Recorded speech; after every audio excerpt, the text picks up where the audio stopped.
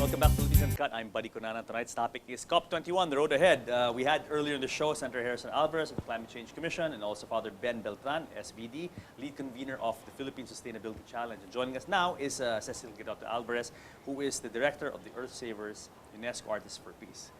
Ms. Alvarez, welcome again to Philippines Uncut, and thank you for coming on the show.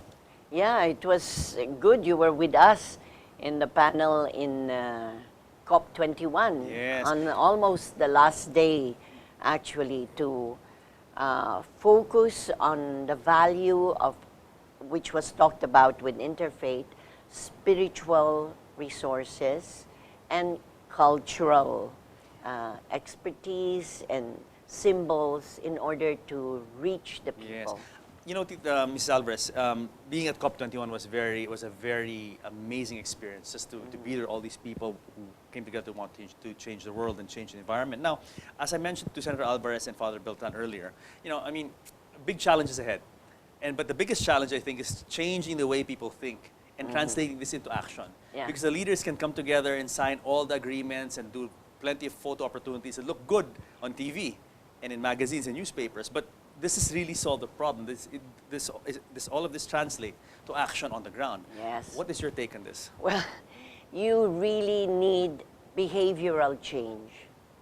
So it's attitudes, shifting attitudes. For instance, from greed to caring, you know. It's insensitivity to empathy and sharing. So it's a very significant way of reaching people, meaning to say, touch the heart and expand the mind, make them understand, because it must begin with understanding. It must begin with knowing the value of collective action. Otherwise, your survival is threatened. Yes, yes. Pag hindi talaga naintindihan yun, hindi mo naabot ang bawat mamamayan, meron siyempreng mga pasaway at saka meron yung mga walang pake. And you know, the problem with this climate change issue is that it's a problem that doesn't hit us directly, immediately. It's a long problem, and occasionally we will feel the problems when there's a killer typhoon or a bad tsunami, but then after that people forget. Very easily we forget. So you have to continually and sustain recharging of conscience and memory. And you can do that through the employment of all of the discipline of the arts, of all forms of media, in order to reach people. Pag hindi naunawaan ng tao ang problema at hindi sila kasali o hindi nila nararamdaman kung ano ang nakataya, buhay, kabuhayan, kalusugan, pagkain, lahat. And that's the problem. We're generally fragmented, di ba? Hindi nakatuhog ang ating mga pananaw. This is why pumasok nga kami with the patronage of UNESCO, the Director General herself, Irina Bokova, na magpakita kung paano aabutin. Like, you're talking about sustainable development goals. Ano yung 17 sustainable development goals, hindi ba? Kanya, inisip nga namin sa booth ng Earth Savers kasama sa ang COP21, sa yes, COP21, katulad nito, ano ibig sabihin nung kakaawayin mo ang climate change? So it's an artwork done by by person with disability. PWD. Okay. Filipino. Okay. Kasi mahalaga, one of the goals is inclusivity. Hindi mo maaring iwanan ang mga tao. And very powerful images. You can see deforestation. Ito ang maganda sana, ito ang nangyayari. Pag sisirain mo, paano natin lalabanan at ibabalik muli ang kalusugan at kagandahan ng ating kalikasan na sinapupunan ng buhay. Yes. See? Gawa lang yan nila. You have another painting, and these were displayed in Paris. This was displayed in Paris. It was presented at the UNFCCC press briefing. Ito, education for all.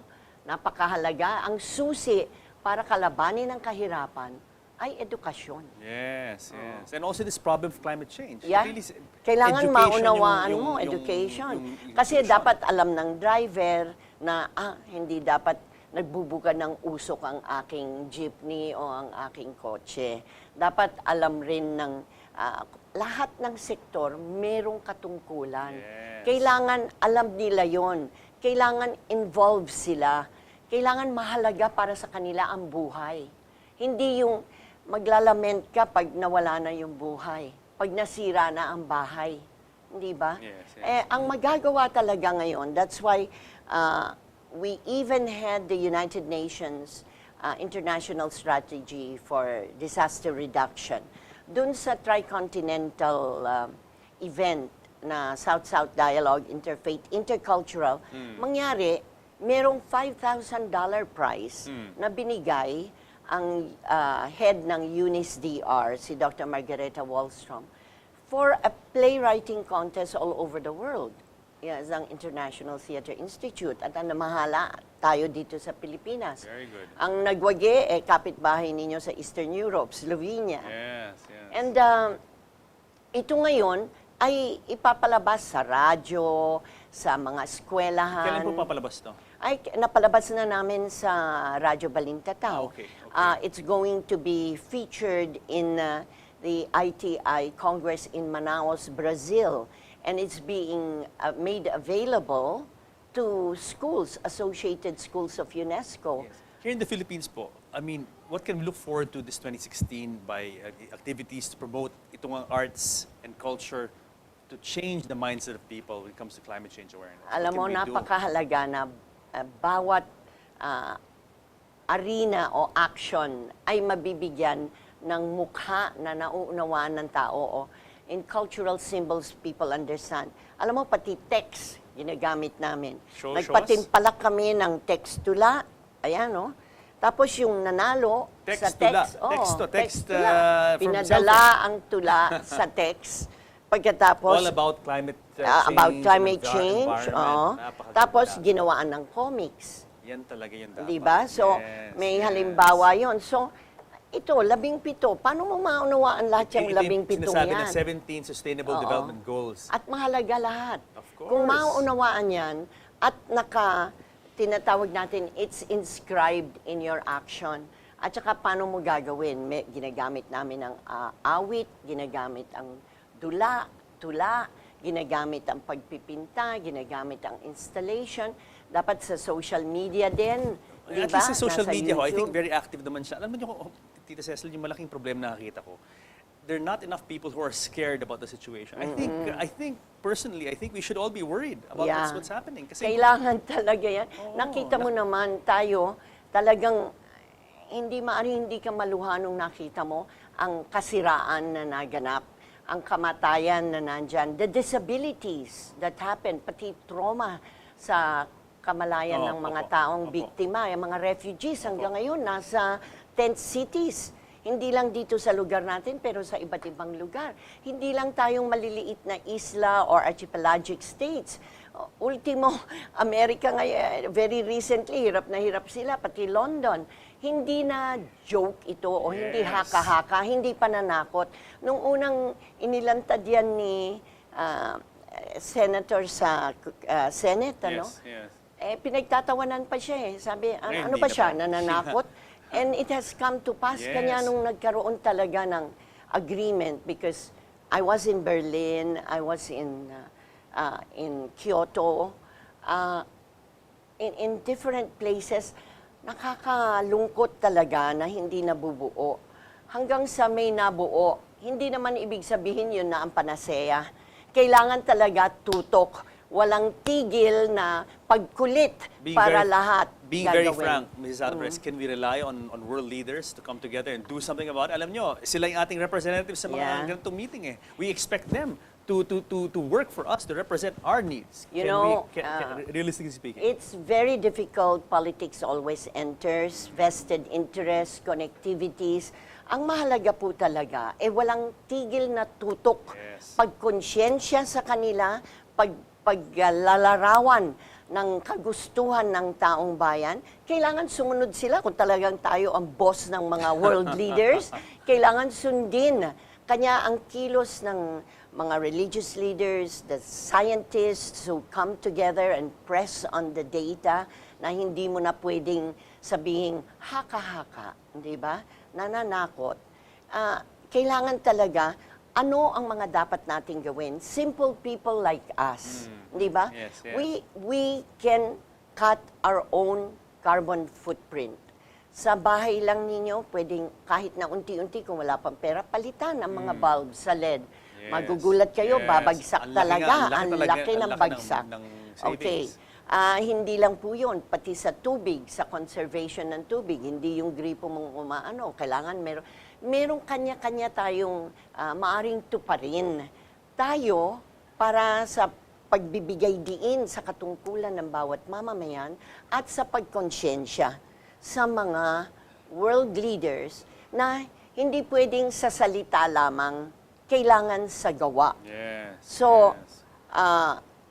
kami, our call is for a creative army of artists, teachers, social activists, not to stop, wag mapagod, sapagkat buhay ang nakataya. Yes, and talagang pag sa puso yung tama, you can expect Gagalaw. gagalaw eh. Di ba? The mind, the body will follow. Gagalaw As ng long as the heart gagalaw. is there. Nakakaiyak talaga kung makikita natin, we can just foresee na masisira ang napakagandang mundo. Yes, yes. Tapos ang ating mga apo sa tuhod, Wala nang matitira sa wala kanila. nang matitira. Ikaw, meron kang kambal. Yeah. Di Wala nang ba? matitira. Oo, para sa Ano kanila. pa ang aabutin nila? Di ba? Yes. Napakahalaga. Ako, magkakaroon na rin na naman ng apo. So, kailangan po nating pangalagaan Ms. ang Alvarez, ating inang kalikasan. last words from you because we have to, unfortunately, we have come to the end of our show again. But for last words for our viewers. Well, alam po ninyo, marami pong maaring gawin. We know that we have the forest as a carbon sink, yung talagang kakain ng carbon para hindi nandun na polusyon sa alapaap. Meron din yung ocean, kanya we're doing a joint program.